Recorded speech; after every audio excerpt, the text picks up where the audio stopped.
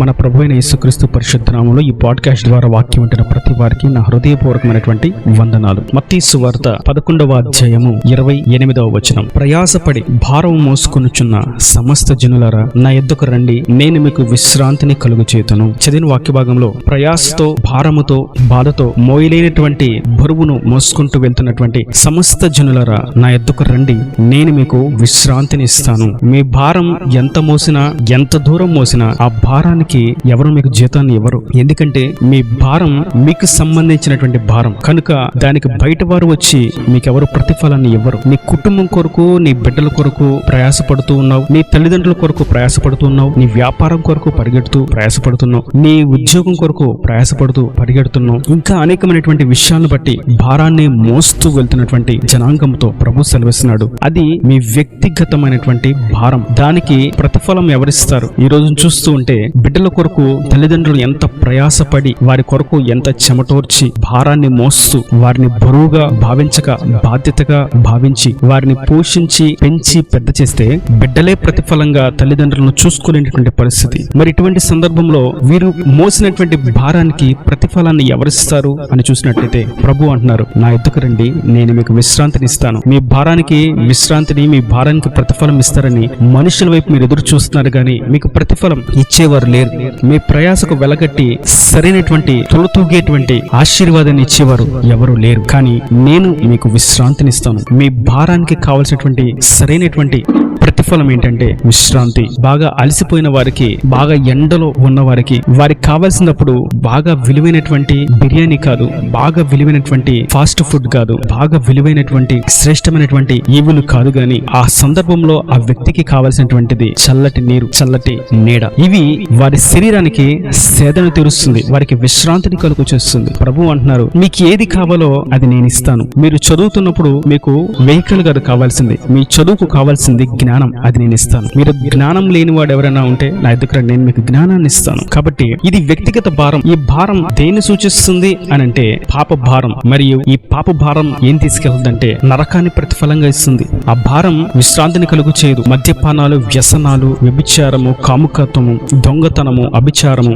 అబద్ధాలు, భూతులు, వ్యర్థమైనటువంటి ముసలమ్మ ముచ్చట్లు, ఈ భారం ఏం ప్రతిఫలంగా ఇస్తుంది అంటే నరకాన్ని ప్రతిఫలంగా ఇస్తుంది. కానీ ఆ భారాన్ని నుంచి విడుదల పొందుదామని ఎంతో మంది ప్రయత్నం చేస్తూ ఉంటారు, కానీ వారు విడుదల పొందనొల్లని వారుగా ఉంటారు. కారణం ఏమిటంటే వారి భారాన్ని విడిపించి, వారి భారాన్ని తీసివేసి విశ్రాంతి ఇవ్వగలిగినటువంటి క్రీస్తు యొద్దకు చేరకపోవడమే వారు చేసినటువంటి పెద్ద తప్పు. కానీ ప్రభువు ఎప్పటికీ కూడా వారిని తోసివేయట్లేదు. నా యొద్దకు రండి అని ఆయన బాహాటంగా ఆహ్వానాన్ని తెలియపరుస్తున్నాడు. ఒకరిని కాదు, ఇద్దరిని కాదు, ఒక జాతిని కాదు, మరొక జాతిని కాదు, ఈ రంగు ఉన్నవారని కాదు, ఆ రంగు ఉన్నవారని కాదు, ఈ దేశస్తులని కాదు, ఆ దేశస్తులని కాదు, కానీ సమస్త జనములారా, ఈ భూమి మీద ఏ మూల, ఏ మారుమూల, ఎక్కడెక్కడైతే జనులు ఉన్నారో ప్రతి వారికి ఆయన సెలవిస్తున్నాడు. అన్ని భాషల వారికి, అన్ని రంగుల వారికి, అన్ని దేశస్తులకు, అన్ని ప్రాంతవాసులకు, అన్ని జాతుల వారికి నా యొద్దకు రండి, నేను మీకు విశ్రాంతినిస్తాను. మరియు మరొకటి రోగభారం. ఈ అనారోగ్య భారాన్ని ఏ హాస్పిటల్కి వెళ్ళినా కొంతవరకు నయం చేయగలుగుతారు, కానీ పూర్తి స్థాయిలో ఎవరు కూడా వైద్యాన్ని అందించలేరు. కొన్ని రోగాలకైతే అసలు వైద్యమే లేదు. కానీ ప్రభు అంటున్నారు, మీ రోగ భారాన్ని నేను తీసివేస్తాను, నేను మీకు విశ్రాంతినిస్తాను. మరియు మరొక భారం రుణభారం, అప్పుల భారం. ఈ అప్పుల భారం నుంచి విడుదల పొందాలన్నా కూడా నేనే మీకు విశ్రాంతినిస్తాను. ప్రభువు, వీటన్నిటికీ నీవు ఎలాగ విడుదలనిస్తావయ్యా అనంటే, పాప భారానికి ఎట్లా విడుదలిస్తావని అడిగితే, ఎలాగ విశ్రాంతినిస్తావంటే, నేను చిందించినటువంటి రక్తము చేత మీరు కడుగబడితే మీ పాప భారం నుండి మీరు విడుదల పొందుతారు, మీకు విశ్రాంతి కలుగుతుంది. మరియు మీ రోగ భారం కొరకు నేను సిలువలో నలగొట్టబడ్డాను, నా వీపు నాగట చాలవలే దున్నబడింది. నేను మీ రోగమును, మీ శాపమును, మీ ప్రతి ఒక్క అస్వస్థతను, బలహీనతను అంతా కూడా నా మీద వేసుకున్నాను. నా ద్వారా మీకు విశ్రాంతి కలుగుతుంది. నా యొద్దకు రండి. మరియు రుణభారాన్ని ఎలా తీస్తావు ప్రభు అంటే, నేను కొంచెములు నమ్మకంగా ఉన్న వారిని అనేకమైనటువంటి విషయాల మీద అధికారిగా చేయబడను. మీ దగ్గర కలిగినటువంటి ఆ కొంచెమును నేను ఆశీర్వదిస్తాను. మీ రుణము అంతా తీర్చేయబడినట్లుగా నేను చేస్తాను. 2 కాసులేసినటువంటి భేద విధవరాలని దేవుడు మెచ్చుకున్నాడు. ఒక్క నూనె కుండ మాత్రమే ఉన్నటువంటి విధవరాలుగా ఉన్నటువంటి సేవకుని భార్య భర్త మరణించిన తర్వాత ఆ నూనెను అమ్మి తన అప్పులు తీర్చబడినట్లుగా దేవుడు చేశాడు. ఇలా మనం చూస్తూ ఉంటే పాప భారము నుండి, రోగ భారము నుండి, రుణ భారము నుండి విడిపించగలిగినటువంటి ఏకైక నాథుడు నేను ప్రకటిస్తున్నటువంటి యేసుక్రీస్తు. ఆయన అంటున్నారు మరొక విషయాన్ని, కీర్తనల గ్రంథం 55వ కీర్తన 22వ చరణం, నీ భారము యెహోవా మీద మోపము, ఆయన నిన్ను ఆదుకొనును, నీతిమంతులను ఆయన ఎన్నడును కదులనేయుడు. మనం వీటన్నిటి విషయాల్లో ఈ భారములన్నీ ఉన్నాయని తెలుసుకున్న తర్వాత ఇప్పుడు చేయవలసినటువంటి పని ఏంటంటే, ప్రభువా ఈ భారం నా మీద ఉంది, ఈ భారం నుంచి నన్ను విడిపించేవాడు, నాకు విశ్రాంతినిచ్చేవాడు, నాకు నెమ్మదినిచ్చేవాడు, నాకు శాంతినిచ్చేవాడు ఎవరు లేరు, నీవే నాకు సమాధానాన్ని ఇవ్వగలిగిన వాడవని ఆయన మీద మన భారాన్ని మోపినట్లయితే ఆయన వెంటనే ఆ భారము నుండి విడిపిస్తాడు. మనుషులుగా, మానవునిగా ఉన్నటువంటి మనిషి చేయవలసినటువంటి ఒకే ఒక్క ప్రప్రదమైనటువంటి క్రియ ఆయన మీద ఆ భారాన్ని మోపడం. యేసుక్రీస్తు నిన్న నేడు నిరంతరము ఏకరీతిగా ఉన్నవాడు. ఆయన సిలువలో మరణించిన దినమున అప్పటి వరకు ఉన్నటువంటి భారమును మరియు ఆ తర్వాత తరములో ఉన్నటువంటి వారి భారమును కూడా ఆయన ఒక్కసారి మోసాడు. వారి పాపాలన్నిటికీ కూడా ఒక్కసారి వెల చెల్లించాడు. వారి రుగ్మతలన్నిటికీ కూడా ఒక్కసారి పాప క్షమాపణ ఇచ్చాడు. కనుక ఆయన మీద మనం భారం వేయడమే ఒకే ఒక విషయం. ఆ విషయాన్ని, ఆ క్రియను మనం చేసినట్లయితే ఆయన భారము నుండి విడుదల చేస్తాడు, నెమ్మదిని ఇస్తాడు, విశ్రాంతిని కలుగు చేస్తాడు. దావీదుకి ఎన్నో బాధలు, ఇబ్బందులు. తన కుటుంబీకులే ఎన్నిక లేని వాడిగా గొర్రెలు కాసుకోవడానికి బయటకు పంపించారు. అన్నలేమో మంచి ఉద్యోగం చేసుకుంటూ ఉన్నారు. మరొక పక్కన సౌలు అనేటువంటి రాజు అతన్ని తృణీకరించారు. మరియు గొల్యాతును చంపిన తర్వాత అతన్ని గూర్చి సౌలు అనేటువంటి రాజు అతన్ని చంపడానికి ప్రయత్నం చేస్తున్నాడు. అతనికి కుటుంబపరమైనటువంటి భారం మరియు ఉద్యోగంలో అధికారి వలన భారం మరియు తాను చేసుకున్నటువంటి భార్య మీకాలు, దేవుని కొరకు ఆరాధిస్తున్నటువంటి ఆరాధన వీరుడైనటువంటి దావీదుని హేళన చేస్తూ మాట్లాడుతున్నటువంటి భార్య అనేటువంటి భారము. ఈ భారాలన్నింటిలో దావీదు తెలుసుకున్నటువంటి అతి శ్రేష్టమైనటువంటి విషయం ఒకటే, నా భారం ఆయన మీద వేస్తే ఆయన నా భారాన్ని తీసి నాకు విశ్రాంతినిస్తాడు. నిజముగానే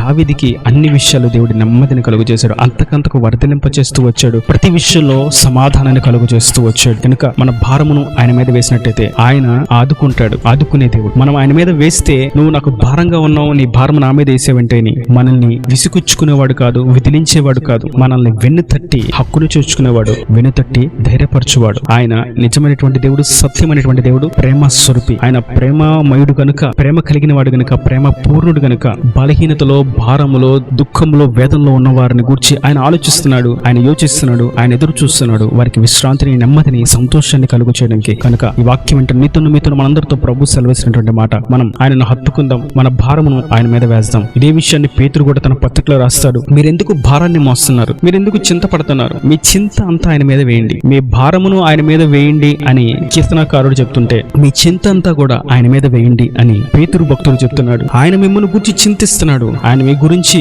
మీ భారాన్ని ఎలాగా తీసివేయాలా, మీరు ఎప్పుడు నా ఎద్దకు వస్తారా అని ఆయన ఎదురు చూస్తున్నాడు. కనుక మన చింతని, మన భారాన్ని, మన క్లిష్ట పరిస్థితులను ఆయన మీద వేసి మనం మౌనంగా నిలబడదాం. మోషే లక్షలాది జనులు వెనక ఉంటే ఎర్ర సముద్రం ఎదురుగా అడ్డు వస్తే దాని ఎదుట ఆయన మీద భారం వేసి మౌనంగా నిలబడ్డాడు. ఎర్ర సముద్రం పాయలుగా చేయబడింది. ఎన్నో చరిత్ర ఆధారాలు. ఆయన మీద ఆధారపడి ఆయన మీద భారం వేసి మనం అడుగు వేస్తే మన ఎదుట ఎరికే గోడైన, యోర్దాను నదైన, ఎర్ర సముద్రమైన, గొల్యాతైన, బలమైనటువంటి శత్రు దేశమైన, మించిన బలవంతులైన, మన తలకు మించినటువంటి శత్రు సైన్యమైన ఏదైనా సరే మన ఎదుట నిలబడలేదు. కారణం ఏంటంటే భారాన్ని తీసివేయగలిగినటువంటి పరాక్రమ వీరుడు, పరాక్రమశాలి మన పక్షాన ఉన్నాడు కనుక ఆయన శాంతి స్వరూపిగా, పూర్ణముగా ఆయన మన పక్షాన కార్యము జరిగించి మనకి విశ్రాంతిని, నెమ్మదిని కలుగు చేస్తాడు. మనం మన భారములను ఆయన మీద వేస్తాం. ఆయన యొక్క విశ్రాంతిని మనం పొందుకుందాం. ఈ దేవుని మాటలు ప్రతి వాని హృదయంలో మీరు కట్టి ఫలింపచేయను గాక. ఆమేన్. God bless you. తలలు మంచి కన్నుల మూసెట్టితే మీ కొరకు చిన్న ప్రార్థన. ప్రేమ స్వరూపీకరణ కటాక్షం వెళ్తండి నా ప్రభావ. వాక్యాన్ని ప్రతికబడిన మీద జ్ఞాపకం చేసుకోండి. అనేకమైనటువంటి భారాల మధ్య నలిగిపోతూ, మసిలిపోతూ, ఇబ్బందులు, ఇక్కట్లో ఉన్నవారు వారిని మీరు జ్ఞాపకం చేసుకోండి. వారి పాప భారమును,